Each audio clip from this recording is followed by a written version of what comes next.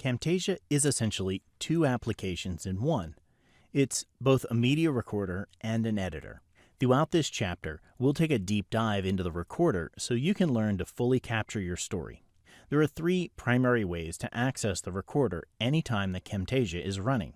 If you're starting from the editor, then you can press the red record button here in the upper left-hand corner.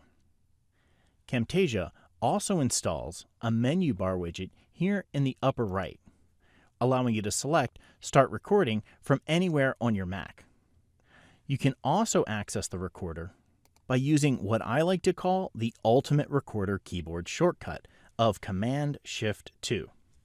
You may remember that when we made our test recording to calibrate our microphone, we pressed the Start Recording button, got a countdown, and then pressed Command-Shift-2 to stop the recording.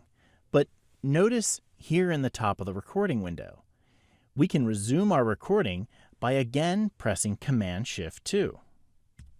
We are once again recording, and if we press Command-Shift-2 again, we can pause the recording again.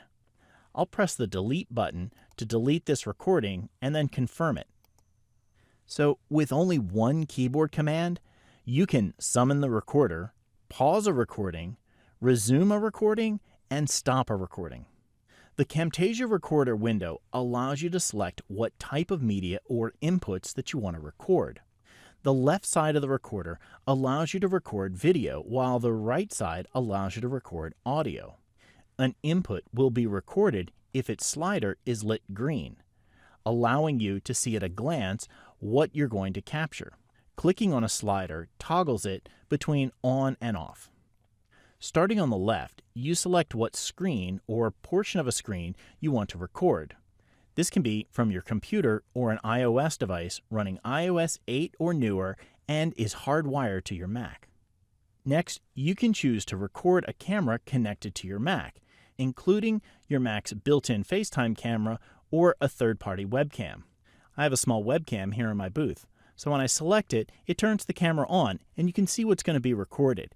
If you'd like to see a bigger preview of the camera, click the small downward arrow below in order to see a bigger preview. If you don't want the camera to be recorded, click the slider again to turn it off. Next, you can select what sound input or microphone that you want to record. In an earlier movie, we saw how to read and calibrate our microphone using the levels indicator here, which displays in the decibel scale. Remember, you want your input levels to peak between -6 and -12 dB. To record other sounds generated by your computer, you'll need to install a system extension. Click here to start the installation process. Then click the Install button, and then click Continue, and Install. You'll need to type in your password, and click the Install Software button. When installation completes, click the Close button. Now, you can choose to record your system audio just like any other input. Since all of these inputs work independently of each other, you can record any combination of them that you need. This is incredibly powerful, and you will likely find yourself using many different combinations of inputs depending on the needs of the story that you're trying to tell. When you're all set, take a deep breath, press the Start Recording button, and you'll get a countdown for when recording is going to begin. After the countdown ends, count to 3 again in your head. This will ensure that when you begin speaking, your voice will be fully captured from the very first syllable.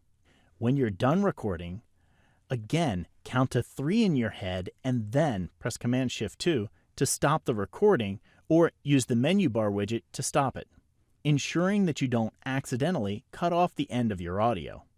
You can change the name of your recording here. I'll change mine to First Recording. And then click the Complete button. Pressing the Complete button will automatically open a new editor window and allow you to review and edit your recording. The first recording for a new project will automatically appear here in your timeline. If you make additional recordings once a project is open, those new recordings will appear here in your media bin, and you'll need to click and drag them down into your timeline.